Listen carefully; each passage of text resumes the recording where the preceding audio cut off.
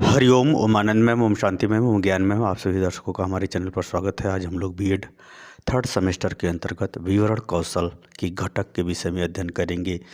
विवरण कौशल को अगर सामान्य रूप से बात करें तो स्पष्टीकरण, किसी चीज़ का विवरण दीजिए यानी उसका स्पष्टीकरण दीजिए। सत्य पर आधारित तथ्यों को संकलित करते हुए उसके बारे में बताना स्पष्टीकरण कहलाता है या विवरण कहलाता है। तो सामान्यतः इसको दो रूप में दिया जाता है।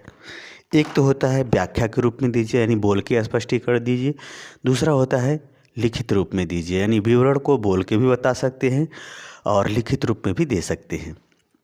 अगर दूसरे अर्थों में देखें तो विवरण कौशल का तात्पर्य होता है कि व्याख्यान के अंतर्गत कार्य कारण संबंधों को वास्तविकता से जोड़ करके व्याख्या करना ही उस व्याख्यान कौशल के अंतर्गत विवरण कौशल भी हो जाता है या विवरण कौशल प्रस्तुत हो जाता है।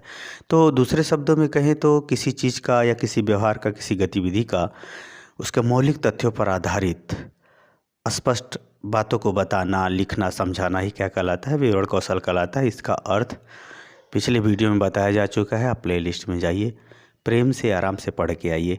क्योंकि मैं सिलेबस पढ़ा रहा हूँ, इसलिए जब तक आप इसको सिस्टमेटिक क्रमबद्ध ढंग से नहीं देखेंगे तब तक थोड़ी दिक्कत होगी, या फिर आपकी जैसी मानसिक क्षमता हो। मेरा पढ़ाना समझाना हमारा काम है। मेरा प्रयास जारी रहेगा। आप जैसा पढ़िए, जैसा समझिए। चलिए हम इसके घटक को देखते हैं। घटक का मतलब एक होता है कि विवरण कौशल में कौन कौन से तत्व हैं जिसको विशेष रूप से ध्यान देने पर विवरण कौशल अपने मौलिक रूप में होता है।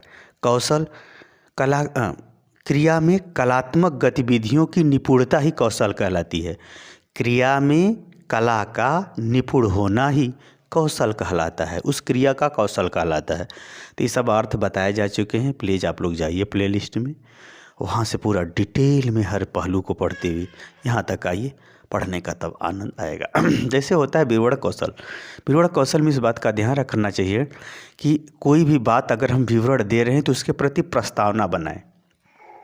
प्रस्तावना का मतलब ही होता है कि आप उसे प्रस्तुत इस ढंग से कीजिए जो पूर्व के ज्ञान, गतिविधि, व्यवहार से जुड़ी हुई हो। और या ऐसे समझिए, एक प्रकार से भूमिका बनाइए। जैसे होता है ना, घर बनाने से पहले नींव बनाना पड़ता है, तो उस बात के कहने का पहले आधार आपको बनाना चाहिए। इसका ध्यान रखना चाहिए। दूसरा है भाषा एवं हाव भाव। जैसे उसमें अगर भाषा कुछ नए शब्द आते हैं और जो भाषा का आप प्रयोग कर रहे हैं, जिस भाषा का प्रयोग कर रहे हैं उस भाषा के रूह में उतर जाइए। उस भाषा को उचित हाव भाव से लिखिए या बोलिए। लिखने वाला भी होता है, जैसे होता है ना, दुख को लिखने के लिए दुख जैसे शब्द और दुख जैसे वो वाक्य भी बनने चाहिए, गंभीरता भरे शब्द भी होनी चाहिए। तो इसका भी ध्यान रखना चाहिए कि भाषा अगर आए, कोई नवीन भाषा है तो उसकी व्याख्या भी करनी चाहिए, या बोली में कोई नया शब्द आता है तो उसे समझाना भी चाहिए। उसी तरह से उसके संग उचित हाव भाव यानी आपका एक शारीरिक हाव भाव भी उस भाषा के अनुसार होनी चाहिए। अगर आप बोल रहे हैं तो उचित हाव भाव से बोलिए, इसका भी ध्यान रखना चाहिए। ये भी इसके विवरण कौशल का एक कलात्मक गतिविधि है, एक कलात्मक रूप है। आगे है क्रमबद्धता। जब भी आप किसी चीज़ का विवरण दें तो सिस्टमेटिक दें, एक क्रमबद्ध से ढंग से चलें, न कि कोई महत्वपूर्ण चीज़ आए तो मुख्य मुख्य चीज़ों को बता के आप किनारे हो गए। नहीं, यहाँ पर विवरण में होता ही है कि मौलिकता को क्रमबद्ध ढंग से प्रस्तुत करना है। जो जिस महत्व का होगा वो अपना महत्व बना लेगा, लेकिन आपको सबका समयवार मतलब घटनाओं के क्रमबद्ध ढंग से होने वाली प्रक्रियाओं का वर्णन करना है, क्योंकि इसमें मौलिकता का स्पष्टीकरण देना पड़ता है।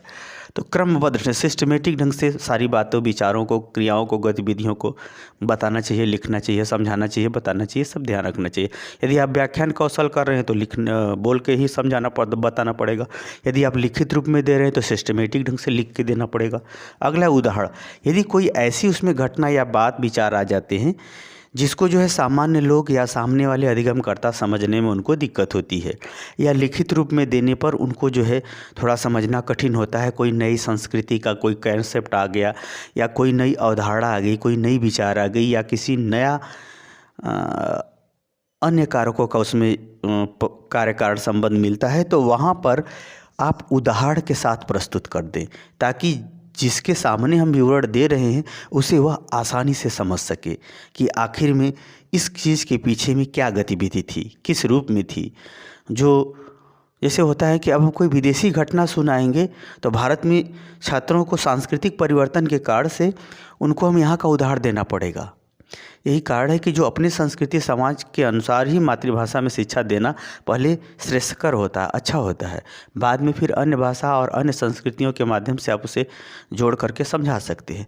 तो उसमें उदाहरण देना आवश्यक होता है। आप उदाहरण जब दे करके उसे समझाएंगे तो वह स्पष्ट रूप से आसानी से उस विवरण को समझ जाएगा और उसका अर्थ निकाल लेगा। अगला है तकनीकी एवं सहायक सामग्री। तकनीकी एवं सहायक सामग्री का तात्पर्य है कि जैसे आप जानते ही हैं इसमें अनेक सारे उपकरण हैं, चलचित्र है, टीवी है, नेट है, मोबाइल है, व्हाट्सएप है, फेसबुक है। यानी अगर आप किसी तकनीकी का उपयोग करते हैं तो वो भी सही और अच्छा हो जाएगा विवरण, क्योंकि उसको मौलिकता पर और ज़्यादा विश्वास बढ़ता चला जाएगा। और सहायक सामग्री जैसे मानचित्र है, चार्ट है, फ़ोटो है, ये सब चीज़ों का प्रयोग किया जाता है। तो तकनीकी उपकरणों का या तकनीकी सहायक सामग्रियों का भी जहाँ आवश्यकता हो वहाँ उपयोग कर देना चाहिए। साथ ही एक सहायक सामग्री फ़ोटो हुआ, चित्र हुआ, मानचित्र हुआ, ग्लोब हुआ, ये सब चीज़ें हुआ, जैसे उसका एक चलचित्र फिल्म भी हो सकता है। तो उन सब माध्यमों का भी विवरण में प्रयोग करना चाहिए ताकि वह उसके मौलिकता तक आसानी से उसके वास्तविक स्वरूप तक पहुंच सके, उसकी मानसिकता पहुंच सके, उसका दृष्टिकोण और तर्क सोच समझ वहां तक पहुंच सके। इसका भी ध्यान में रखना चाहिए। अगला है स्वरयुक्त कथानक। स्वरयुक्त कथानक कथा का मतलब ये होता है क्या था। कथा का मतलब बढ़ा चढ़ा के वर्णन नहीं करना होता है। कथा का मतलब ये होता है कि क्या था, उस समय क्या था, उसी का स्पष्ट वर्णन करना। यही कारण है कि जो लोग स्पष्ट रूप से वर्णन करते हैं कथाओं में, कहानियों में, तो उनकी वह कथा ज़्यादा पॉपुलर होती है, क्योंकि वह प्राकृतिक परिदृश्य, भावात्मक परिदृश्य, स्वर का परिदृश्य, संबोधन का परिदृश्य, क्रिया का परिदृश्य एवं महत्व इत्यादि अनेक चीज़ों को वह स्पिरिचुअल रूप में वर्णन करते हैं। एक प्रकार से कहा जाए कि ऐसे लोग प्रकृति के मर्मज्ञ होते हैं, जो कथा को वास्तविक रूप में भावपूर्ण अंदाज और उचित स्वर के साथ कहते हैं। तो कथानक के अंतर्गत हमको क्या करना है कि जैसा दुख की बात हो तो उसमें दुख भरा स्वर और दुख भरा शब्द और दुख भरा हाव भाव हो।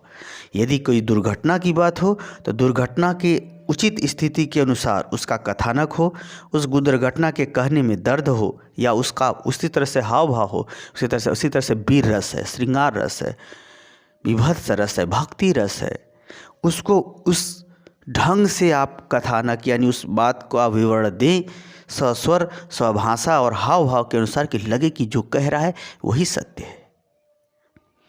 ये सब जो है महत्वपूर्ण घटक हैं या तत्व हैं जिनके आधार पर विवरण कौशल अपने कलात्मक स्वरूप को लिए हुए व्यवस्थित और व्यापक रूप में मौलिकता से या वास्तविकता से अधिगमकर्ता का परिचय करा देता है। इस तरह से अध्यापक अगर प्रस्तुत करता है तो बहुत अच्छा माना जाएगा। मुझे उम्मीद है कि विवरण कौशल के घटक को और विवरण कौशल की व्यापकता को आप समझने में सफल हो गए होंगे। समझ में आ गया हो तो कमेंट बॉक्स में ज़रूर बताइए। अगर शर्म न आती हो वीडियो देखने के बाद तो शेयर ज़रूर कर देना। हरिओम।